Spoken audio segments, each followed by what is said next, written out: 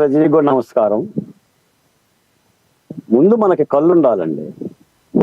కళ్ళుంటే కనిపిస్తుంది, చెవులుంటే వినిపిస్తుంది, నోరుంటే మాట్లాడగలుగుతాం. మీరు మోహన్ రెడ్డి గారిని ఎంటర్ కావద్దని చెప్పండి, ఆయన అన్ని ప్రశ్నలకు కూడా సమాధానం చెప్తాను నేను. నేను ఆయన చెప్తున్నప్పుడు నా కుడి చెవి ఎడవ చెవి నుంచి నెత్తురు వస్తున్నా కూడా అబద్ధాలకి నేను విన్నా, ఆయన కూడా వినమని చెప్పండి. ఒక మాట చెప్తానండి, నిద్రపోయేవాడిని లేపొచ్చండి, నిద్ర నటించేవాడిని లేపలేం. ఇదే మోహన్ రెడ్డి గారు ఆటో డ్రైవర్లకి 2,70,000 మందికి జగనన్న 10,000 రూపాయలు డబ్బులు వేసాడని చెప్పాడు. ఈ రోజున 2,90,699 మందికి ఆటో డ్రైవర్లకి 15,000 రూపాయల చొప్పున డబ్బులు ఇస్తున్నా. జగన్మోహన్ రెడ్డి గారు 10,000 రూపాయలు డబ్బులు వేసిన మాట నేను అంగీకరిస్తున్నా. కూటమి పార్టీ వాగ్దానం ఇవ్వని వాగ్దానానికి ఆటో డ్రైవర్లకు వాగ్దానం చెయ్యాల. మళ్ళీ ఒకసారి నోట్ చేసుకోండి. ఈ ఫ్రీ బస్ చేసిన కారణంగా, మహిళలకు ఉచిత బస్సు ఇచ్చిన కారణంగా ఆటో డ్రైవర్లందరూ కూడా వాళ్ళ వ్యతల్ని ప్రభుత్వం దృష్టికి తీసుకువస్తే ఈరోజు స్పష్టంగా పవన్ కళ్యాణ్ గారు ఆ మాటే చెప్పారు. క్యాబినెట్ లో ఫ్రీ బస్ ఎప్పుడైతే నిర్ణయం తీసుకున్నామో తద్వారా ఆటో డ్రైవర్లకు ఇబ్బంది అవుతుందని ఆ రోజునే వాళ్ళని ఆదుకుందామని చెప్పి 436 కోట్ల రూపాయలు ఈ రోజున జమ చేశారు. మిగిలిన 3 ఏళ్లకు కూడా కలిపితే ఈ 4 ఏళ్ల ప్రభుత్వ కాలంలో 1,744 కోట్ల రూపాయలు ఆటో డ్రైవర్లకు అందుతుంది. దీన్ని దీవిద్దామా, ఎగతాళి చేద్దామా, దీన్ని ఆశీర్వదిద్దామా, ఏలన చేద్దామా? ఈ రోజున మమ్మల్ని అడుగుతున్నారు. ఇప్పుడు పథకం అన్న తర్వాత ఒక చక్కని మాట, చెప్పిన ప్రకారం చెప్పినట్లు చెయ్యాలి అని మోహన్ రెడ్డి గారు అన్నారు. ఎస్, మీరు 1,000 రూపాయలు పెన్షన్ పెంచారు, చెప్పిన ప్రకారంగా 1,000 రూపాయలు ఇచ్చారా? 250 రూపాయలు ఇచ్చుకుంటూ పోయారా? మీరు రైతు భరోసా కింద 12,000 రూపాయలు ఇస్తామన్నారు. కేంద్ర ప్రభుత్వం 6,000 రూపాయలు కలిపి 7,000 రూపాయలు ఇచ్చారా? 12,000 ఇచ్చారా? మీరు అమ్మఒడి కింద 2 బిడ్డలకు ఇస్తామన్నారు, ఒక బిడ్డకే ఇచ్చారు కదా. మీరు వేసిన కార్యాలయాలకు రంగు పంచాయతీ కార్యాలయాలకి, సచివాలయ కార్యాలయాలకి. ఈ రోజున రాష్ట్ర ప్రభుత్వం దగ్గరికి వనరులు లేకపోయినా ఇచ్చిన మాట ప్రకారంగా సూపర్ 6 అమలు చేస్తుంది. ఇప్పుడు నెలకి కేవలం పెన్షన్ల ఖర్చు నెలకు 3,000 కోట్ల రూపాయలు నాటుతారు. ఇప్పటి వరకు పెన్షన్ల కింద ప్రభుత్వం ఇచ్చిన ఖర్చు 54,000 కోట్ల రూపాయలు.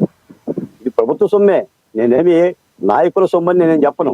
జగన్మోహన్ రెడ్డి గారు ఇచ్చిన ప్రభుత్వ సొమ్మే ఇవ్వాలి, కూటమి ప్రభుత్వం ఇచ్చిన ప్రభుత్వ సొమ్మే ఇవ్వాలి. ప్రజలకు ఇస్తున్న దాన్ని కూడా మనం ఆస్వాదించలేకపోతే, మీద అవహేళన చేస్తే, ఏదో పోకిరి సినిమాలో బ్రహ్మానందాన్ని పోల్చి బెబ్బెబ్బే అని ఆటో డ్రైవర్ల మాట మాట్లాడితే దీన్ని ఏమంటారండి? ఇది ప్రజాస్వామిక లక్షణమేనండి? ఈ రోజున కర్ణాటకలో పథకం, తెలంగాణలో పథకం. ఎస్, హైదరాబాద్లో రోడ్లు వేస్తున్నారు, అమరావతిలో రోడ్లు వేస్తున్నారు. హైదరాబాద్లో మెట్రో లైన్ కట్టారు, విజయవాడలో మెట్రో లైన్ కడతారు, లేదు విశాఖపట్నంలో కడతారు. తప్ప అంటే తెలంగాణలో రోడ్లు వేసి హైదరాబాద్లో రోడ్లు వేశారు కాబట్టి ఆంధ్రప్రదేశ్లో రోడ్లు వేయకూడదా? ఈ రోజున పేదలకు మంచి చేశామా లేదా అనేది మీరేమన్నా నిద్రపోయి కలగని పథకాలు ఏమైనా పెట్టారా? ఈ పథకాలు అనాదిగా ఉండేవి కాదా? ఏ రోజు చెప్పండి. గతంలో దాదాపు 27 రకాల సంక్షేమ పథకాలు ఉన్నాయి.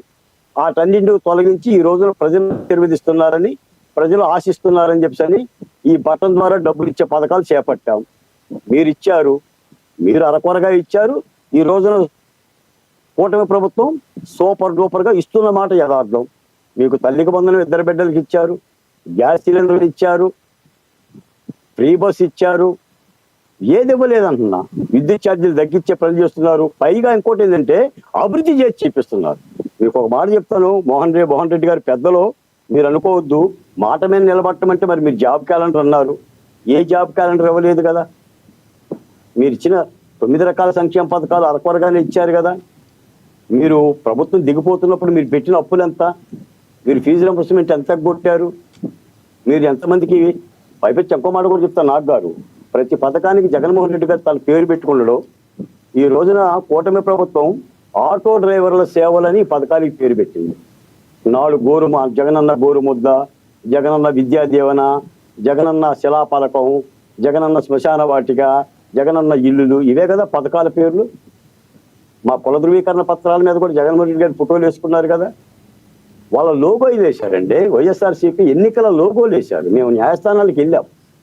అలాంటి కక్కుర్తి పనులు చేయట్లేదుగా ప్రభుత్వం. ఈ రోజున ఇస్తున్న మాట యథార్థం. ఓకే, మీరన్నట్టుగా ఇంకా డ్రైవర్లు ఉంటే ఇస్తాం. ఇక్కడ బాలకోటయ్య గారు బాలకోటయ్య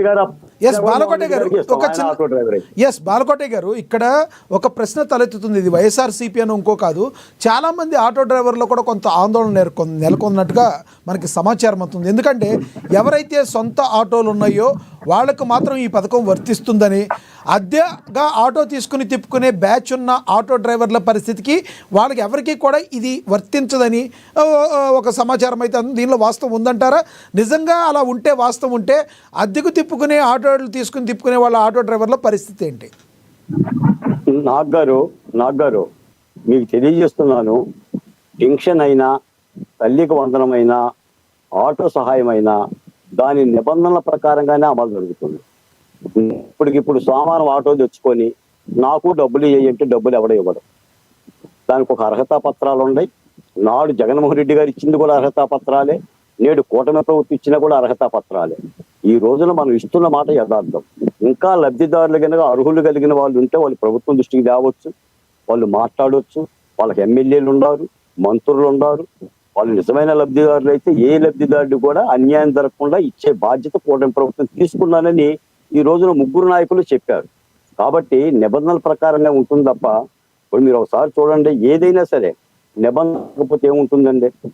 పెన్షన్ ఉంది, 60 సంవత్సరాలు నిండి తీరాలి, వైట్ రేషన్ కార్డు హోల్డర్ అయి ఉండాలి, నాకు 10 ఎకరాలు ఉంది లేదా 25 ఎకరాలు ఉంది, 60 ఏళ్ళు నిండితే నాకు ఇస్తారా? ఒక అర్హత ధ్రువపత్రం ఉంటుంది కదా. అంటే నేను సమస్యలు లేవని చెప్తారు.